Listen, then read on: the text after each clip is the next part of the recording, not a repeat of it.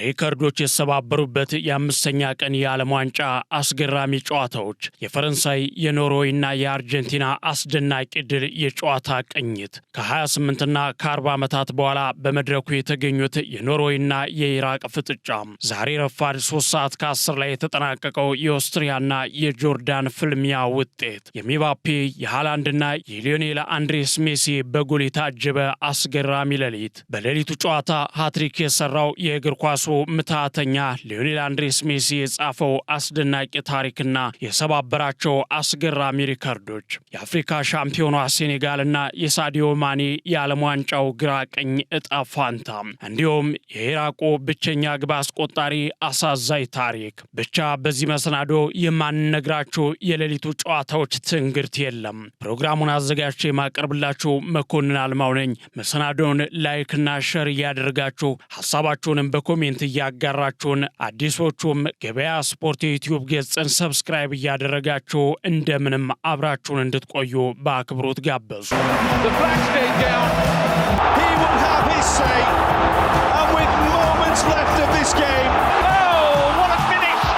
ኬሊያን ምባፔ ነግሶበት ያመሸው የሰማያዊዎቹና የቲራንጋ አንበሶቹ ፍጥጫ ትላንት ምሽት 4 ሰዓት ላይ በኒውዮርክ ኒው ጀርሲ ስቴዲየም የተደረገ የ2026 ዓለም ዋንጫ የምድብ 9 እጅግ ተጠባቂ ፍልሚያ በፈረንሳይ ብሔራዊ ቡድን አሸናፊነት ተጠናቋል። ያለፉትን 2 ተከታታይ የአፍሪካ ዋንጫ ድግስ ቅርጽፍ አድርገው በልተው የተሞሸሩት ሴኔጋሎች በዓለም ዋንጫው መድረክ ገና ከወዲሁ መራር ሽንፈት ለመጎንጨት ተገደዋል።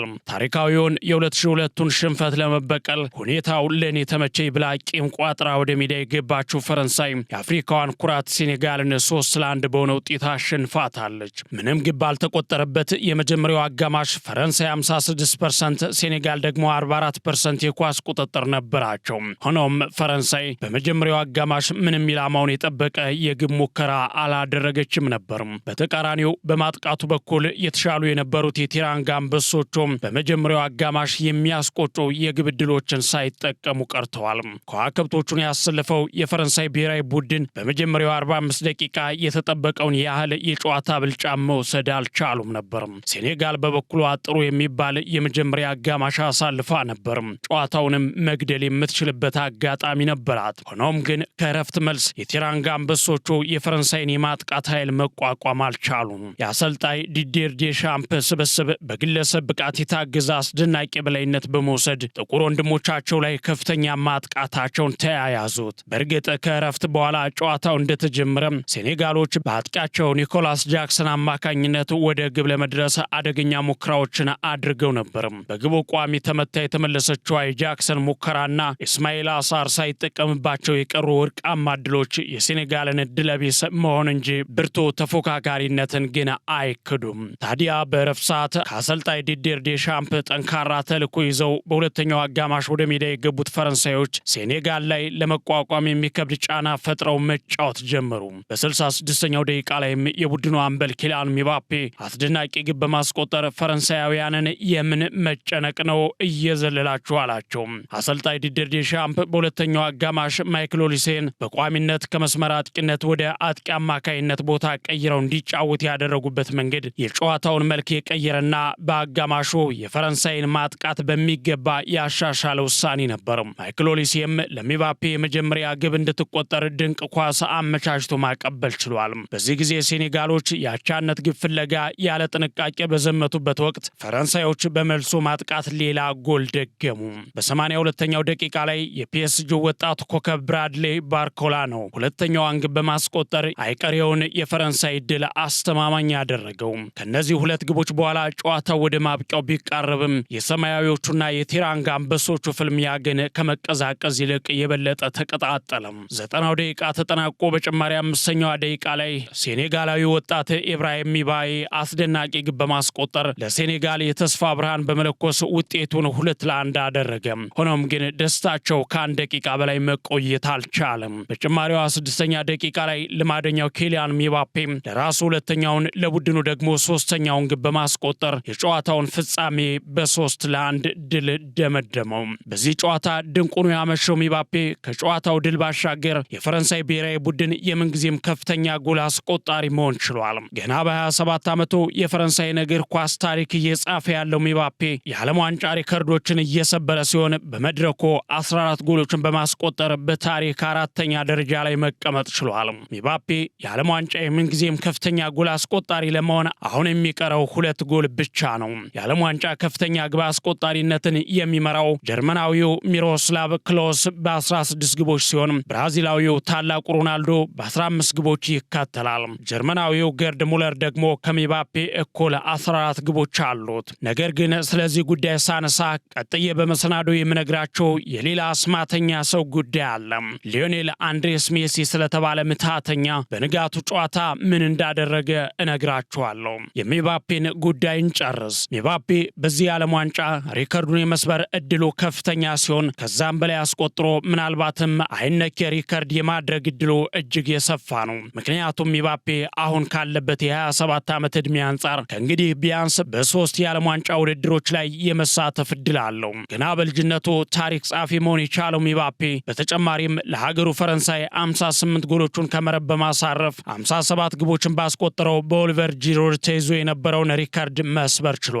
ይህንን ተከትሎ ከጨዋታው በኋላ አስተያየቱን የሰጠው ኦሊቨር ጂሮ እንኳን ደስ አለህ ሚባፔ፣ አድርገዋል፣ ላንተ ደስ ብሎኛል፣ ይገባል ሲል ተናግሯል። የምጫወተው ታሪክ ለመስራት ነው ያለው ሚባፔ በበኩሉ ለበቀል ወይም የሚተቹኝን አፍ ለማስያዝ አልጫወትም፣ እኔ የምጫወተው ለሀገሬ ታሪክ ለመስራትና ቡድኑ ለፍጻሜ ደርሶ ዋንጫውን እንዲያሸንፍ ለመርዳት ነው የሚለው ሚባፔ አያይዞም ቡድኑ በቀጣይ ኢራቅን አሸንፎ ከወዲሁ ጥሎ ማለፉን ለመቀላቀል መፋለም እንዳለበት ተናግሯል።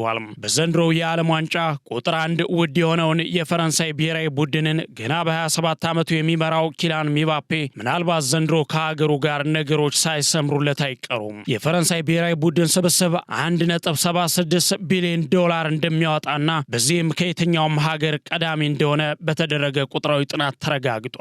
በዚህም የ2018 ዓለም ዋንጫ ሻምፒዮኗና የ2022 የፍጻሜ ተፋላሚዋ ፈረንሳይ በዘንድሮ ውድድርም ብርቱ ተፎካካሪ እንደምትሆን የሚያረጋግጥ እጅግ አስፈሪና ጠንካራ ስብስብ ያላት መሆኗን በድጋሚ አስመስክራለች።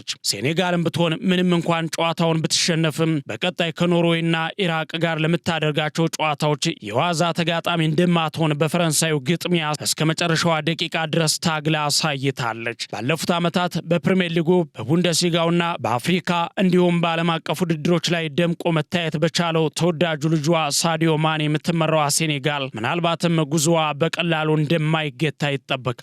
የዘንድሮው የዓለም ዋንጫ የመጨረሻው እንደሚሆን የሚጠበቀው የ34 ዓመቱ ሳዲዮ ማኔ ለሀገሩ 2 የአፍሪካ ዋንጫዎቹን ያስገኘ ሲሆን ይህንን ዓለም ዋንጫም በታሪክ ለመጀመሪያ ጊዜ ወደ አፍሪካ ምድር ለመውሰድ ከቡድን አጋሮቹ ጋር መምከራቸውን ገልጸዋል።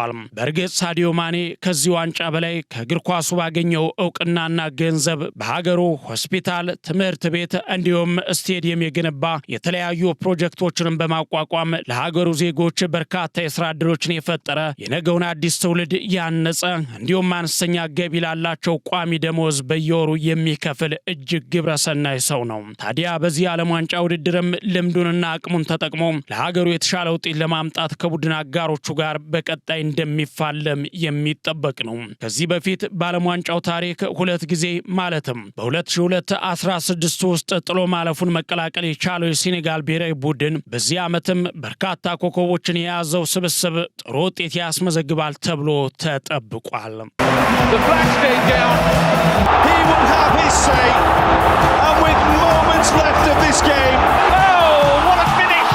ሌላው ደግሞ ሌሊት 7 ሰዓት ላይ መድረኩን ለ10 ዓመታት የናፈቁ ሀገራቶችን ያገናኘው ጨዋታ ነው። ለ28 ዓመታት ከዓለም ዋንጫው ርቃ የቆየችው ኖርዌይና ከ40 ዓመታት የናፍቆት ቆይታ በኋላ በመድረኩ የተገኘችው ኢራቅ በቦስተን ስቴዲየም ያደረጉት የምድብ 9 የመክፈቻ ጨዋታ በተለየ አንድ ሰው ገኖ አምሽቶበታል። ገና በመጀመሪያው የዓለም ዋንጫ ተሳትፎ አስደናቂ ምሽት ያሳለፈው የ25 ዓመቱ ግብ አዳኝ ኤርሊንግ ሃላንድ የኢራቅን የግብ መረብ ደጋግሞ ደፍሮታል። ጨዋታው ሲጀመር በመጀመሪያዎቹ ደቂቃዎች ኢራቃውያን ድንቅ የጨዋታ ብቃት በማሳየት ኖርዌይን መፈተን ቢችሉም ሃላንድ በአስገራሚ መልኩ ግብ በማስቆጠር ሀገሩን ቀዳሚ አደረገ።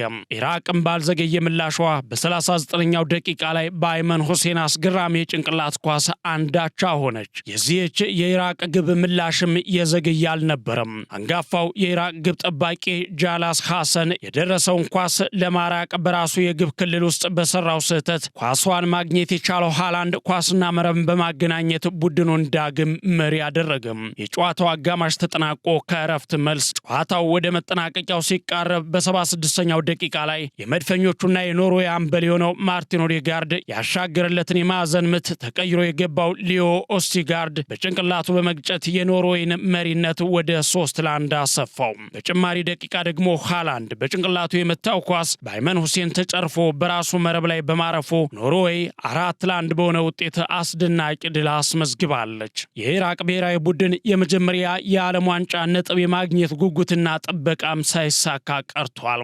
ህልሜ በዓለም ዋንጫ ላይ ለሀገሬ ጎል ማስቆጠር ነው ይል የነበረው ሃላንድም ገና በመጀመሪያ የዓለም ዋንጫ ጨዋታው ያውም በ45 ደቂቃዎች ውስጥ 2 ጎሎችን አስቆጥሮ ህልሙን እውን አድርጓል።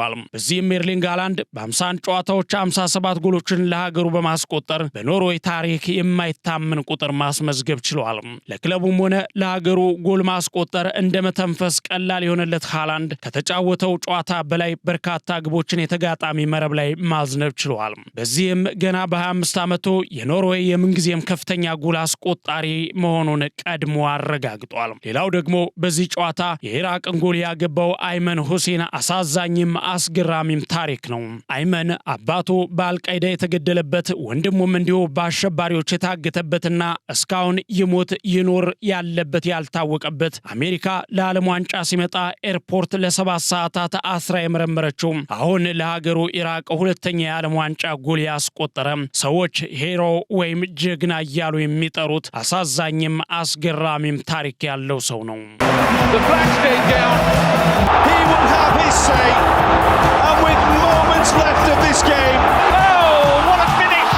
ሌላኛውና እስካሁን ካልነው ጉዳይ ሁሉ የገዘፈው ነው የሚገኘው ግን ሌሊት 10 ሰዓት ላይ ጀምሮ ንጋት ላይ በተጠናቀቀው የአርጀንቲናና የአልጄሪያ ጨዋታ ላይ የታየው አስማታዊ ጉዳይ ነው። ይህንን ጨዋታ በርካቶች የእንቅልፍ ክኒን መውሰድ የማያስፈልገው ጨዋታ ይሉታል። አክለውም ይህንን ጨዋታ ላልተመለከቱ ሰዎች የ1 ደቂቃ የህሊና ጸሎት ያስፈልጋቸዋል ሲሉ በጨዋታው የነበረውን እርካታ ይገልጹታል። በ2026 የዓለም ዋንጫ የምድብ ጨዋታ አርጀንቲና አልጄሪያን 3-0 ድል ያደረገችበት የንጋት አካባቢው ጨዋታ የሜሲ ስም በወርቅ ቀለም የተጻፈበት ታሪካዊ ክስተት የእግር ኳሱ ምትሃተኛ በዓለም ዋንጫ ታሪክ የመጀመሪያውን ሃትሪክ የሰራበት ፍልሚያ የመጀመሪያው አጋማሽ በአርጀንቲና 1-0 መሪነት በተጠናቀቀበት ጨዋታ በ17ኛው ደቂቃ ላይ ከ25 ያርድ ርቀት ላይ አስደናቂ ምት በማስቆጠር የግብ ጠባቂውን የዚነዲን ዚዳን ልጅ የሆነውን ሉካ ዚዳንን አፍዝዞ ኳስና መረብን አገናኘ። ይህ የመጀመሪያው አጋማሽ በአርጀንቲና የኳስ ቁጥጥር የበላይነትና በአልጄሪያውያን የመከላከል ጨዋታ መንገድ የተሞላ ነበር። የሁለተኛው አጋማሽ ፍልሚያና የግብ ጠባቂው ዚዳን ስህተት ከረፍት መልስ አርጀንቲና በመከላከልም በማጥቃትም የተዋጣለት ጨዋታ ይዛ ቀጠለች። በ60ኛው ደቂቃ ላይ አሌክሲስ ማካ አሊስተር ከ5 ሜትር ርቀት የመታውን ኃይለኛ ኳስ ግብ ጠባቂው ዚዳን ለማስቀረት ሞክሮ ኳሷን ወደ መሃል በመጥፋቱና በቅርብ ለነበረው ሜሲ በመድረሷ አስማተኛው ሁለተኛዋን ግብ በእግሩ ማጨራረስ መረብ ላይ አሳረፋት። ቀጥሎም በ76ኛው ደቂቃ ላይ ሌላ የሜሲን ምትሃተኝነት ማሳያ የሆነችው ሶስተኛዋ ግብ ተመዘገበች። አርጀንቲና በፈጣን መልሶ ማጥቃት ወደ አልጄሪያ የግብ ክልል በገባችበት ወቅት ሜሲ ኳሷን ከቡድን አጋሩ ጋር ዋንቷን ተቀባብሎ እጅግ አስደናቂ በሆነ መልኩ ከርቀት በማስቆጠር ታሪካዊ ሃትሪኩን መስራት ቻለም። ታሪካዊ ተጫዋች ዚነዲን ዚዳንም ልጁ በምትሃተኛው ሊዮኔል ሜሲ ሲሰቃይ በስቴዲየም ውስጥ ሆኖ ሲመለከት ነበር። በዚህ ታሪካዊ ጨዋታም ሊዮኔል ሜሲን በዓለም ዋንጫ ታሪክ ከፍተኛ ግብ አስቆጣሪ ከሆነው ሚሮስላቭ ክሎዝ ጋር እኩል በ11 ጎሎች ሪከርድ እንዲጋራ አድርጎታል። በ200ኛ የብሔራዊ ቡድን ጨዋታው በ6 የተለያዩ የዓለም ዋንጫዎች ግብ ያስቆጠረና አሁን ደግሞ በውድድሩ ታሪክ የመጀመሪያውን ሃትሪክ የሰራው ሜሲ ዳግም መንገስ የማይሰለቸውና የሚያቆመው የሌለ ምትሃተኛ መሆኑን አረጋግጧል። ያን ያኔ የዛሬ 4 ዓመት በጫና ውስጥ ሆኖ መጫወት ያልከበደው ሜሲ ዛሬ ደግሞ ያለምንም ጫና መጫወት ምን ያህል ቀላል እንደሆነ ለዓለም አሳይቷል። በዓለም እግር ኳስ ውስጥ ብዙ ሌጀንዶችና ኮከቦች አሉ፣ ግን ይላሉ ብዙዎች ፍጹም የሆነ እግር ኳስ ተጫዋች አንድ ብቻ ነው በማለት የአንድ አርጀንቲናዊ ስም ይጠራሉ። እሱም ሊዮኔል አንድሬስ ሜሲ ነው። ሰዎች እሱን ለመተቸት አብዝተው ጉድለት ይፈልጉ ነበር። ውሃ ላይ ሲራመድ ቢያዩት እንኳ ዋና ስለማይችል ነው ብለው ያጣጥሉት ነበር። በመጀመሪያ በባርሴሎና ቤት ያንን ሁሉ የማይታመን ታሪክ ሲሰራ ማመን ያልፈለጉ ሰዎች ከሀገሩ ጋር ዋንጫ ስለሌለው ምርጥ አይደለም አሉ። እሱም ኮፓ አሜሪካን በልቶ አሳያቸው። በመቀጠል የዓለም ዋንጫ የለውም ብለው ስኬቱን ለማጣጣል ሞከሩ። እሱንም 2022 ኳታር ላይ አድርጎ አሳያቸው። ከዛም ቀጠሉ። በዓለም ዋንጫ ሃትሪክ ሰርቶ የማያውቅ ሰው እንዴት ምርጥ ይሆናል አሉ። እሱንም ዛሬ ሰርቶ አሳያቸው። ይህ ሰው ስለ እግር ኳስ የሚነሳን የትኛውንም ጥያቄ የግድ እንዲመልስ የተፈጠረ ሰው ነው። ምናልባትም ማን ነበር አምላክ መሲን የፈጠረው እግር ኳስን መጫወት ፈልጎ ነው ያለው? የሆነው ሆኖ ሊዮኔል ሜሲ በሌሊቱ ጨዋታ 4 ሪከርዶችን ሰብሯል። በዓለም ዋንጫ ታሪክ ከፍተኛው ጎል አስቆጣሪ፣ በዓለም ዋንጫ ጨዋታ 2 ጎል ያስቆጠረ በእድሜ ትልቁ ተጫዋች፣ በዓለም ዋንጫ ሃትሪክ የሰራ በእድሜ ትልቁ ተጫዋች፣ በዓለም ዋንጫ ከሳጥን ውጭ ብዙ ጎሎችን ያስቆጠረ ተጫዋች በመሆን የምንጊዜም የእግር ኳሱ ምርጥ ሰው መሆኑን ዳግም አረጋግጧል። ከዚህ በፊት በእድሜ ትልቅ ሆኖ በዓለም ዋንጫ ሃትሪክ የሰራው ሌላኛው የእግር ኳስ ጀብደኛ ክርስቲያኖ ሮናልዶ የነበረ ሲሆን ዛሬ ግን ሪከርዱን ሊዮኔል አንድሬስ ሜሲ ሰብሮታል። ታዲያ በ39 ዓመቱ ነው ይህንን እየሰራ ያለው። ይህንን ተከትሎ ከሌሊቱ ጨዋታና ሜሲ ካሳየው ብቃት ካስመዘገበው ሪከርድ በኋላ ብዙዎች አሞካሽተውታል። እንደ ባህር ከበዙ አድናቂዎች መካከል በማንኪያ ለመጨለፍ ያህል ሃላንድ በገጹ ላይ ለሜሲ ዘሜድ ማን በማለት አስገራሚነቱን ለመመስከር ወደኋላ አላለም። ማካሊስተር ሰዎች ሜሲ እንደ ድሮ አይደለም እያሉ ነበረ፣ ዛሬ ግን አሁንም ምርጥ እንደሆነ አሳይቷል። ቡድናችንን በሱ ዙሪያ መገንባት አለብን አለ። ዲፖል ሜሲ የግል ሪከርዶችን እያሳደደ እንዳልሆነ እምልላችኋለሁ፣ ነገር ግን ሁሉንም ነገር ማሳካት ችሏል ይላል። ፋኩንዶ ሜዲና ሜሲ ሁሉንም ነገር በሚያስደንቅ ሁኔታ ቀላል ያደርገዋል እና ያንን በየቀኑ እናየዋለን። ሁሉም ሰው ማን እንደሆነ ስለሚያውቅ ተጨማሪ ቃላትን ማከል አያስፈልግም ይላል። ቶማስ ሙለር በበኩሉ በኢንስታግራም ገጹ ላይ ዘገይ በማለት የሊዮኔል ሜሲን ፎቶ ጭምር በመለጠፍ ለቋል። የአርጀንቲና ደጋፊዎች የሊዮኔል ሜሲን ስም በስቴዲየም እየጠሩ ሲዘምሩ አሰልጣኝ ስካሎኒ ስሜቱን መቆጣጠር አቅቶ ሲያለቅስ ነበር። አሰልጣኙ የዓለም ዋንጫን ሲያነሱ እንኳን ያን ነገር አልተመለከትንበትም። ኮስተር ጅንን ብሎ ፔናልቲዎቹን እየተከታተለ ነበር። አሰልጣኝ ሊዮኔል ስካሎኒ ከሌሊቱ ጨዋታ በኋላ ግን ስለ ሜሲ ምን ብዬ መናገር እችላለሁ? እሱን ለመግለጽ ምንም ቃል በቂ አይደለም። እሱ ለእኛና ለኳስ ያደረገውን ነገር የሚገልጽ አይደለም አለ። አክሎም ስካሎኒ ሜሲ እስከፈለገ ድረስ የዓለም ምርጡ ተጫዋች ሆኖ መቀጠል ይችላል ሲል ነበር የገለጸው። ሊዮኔል ሜሲም ከጨዋታው በኋላ ይህ 6ኛው የዓለም ዋንጫዬ ነው እና አሁንም በጥሩ ሁኔታ ላይ እንዳለው ይሰማኛል። እንደ ዕድል ሆኖ ጥሩ እየሰራው ነው እና ዛሬ ከባድ ጨዋታ ማሸነፍ ችለናል። ውድድሩን በመጀመሪያው ጨዋታ በድል መጀመር አስፈላጊ ነው፣ ምክንያቱም ይህ በዓለም ዋንጫ ውስጥ በጭራሽ ቀላል አይደለም ሲል ተናግሯል። አክሎም ሜሲ በእግር ኳስ ሕይወቴ ባሳለፍኩት ነገር ሁሉ አመስጋኝና ደስተኛ ነኝ። አሁን እየኖርኩ ያለሁት ልክ እንደ ተጨማሪ ስጦታ ነው ይላል። ሜሲ ከጨዋታው በኋላ ከዓይኖቹ እንባ ሲፈሱ ታይቶ ነበረ። ከዚሁ ጋር ተያይዞ ስለ ማልቀሱ ሲናገርም ያለቀስኩት ከስፖርት ጋር በተያያዘ ጉዳይ አይደለም፣ የተወሳሰቡ ቀናቶችን አሳልፌ ስለነበር ነው ሲል ነበር የተደመጠው። ሊዮኔል ሜሲ አክሎም እግር ኳስ መጫወት እወዳለሁ፣ ከልጅነቴ ጀምሮ ይህ የኔ ፍላጎቴ ነው። ጥሩ ብቃት ሲኖረኝ በሜዳ ላይ ያለኝን ሁሉ እሰጣለሁ ሲል ተደምጧል። በዚህም መሲ ለሌሎች ሪከርዶችና ሽልማቶች አርጀንቲናም ለዳግም የዓለም ዋንጫ ንግስና የታጩ ይመስላል።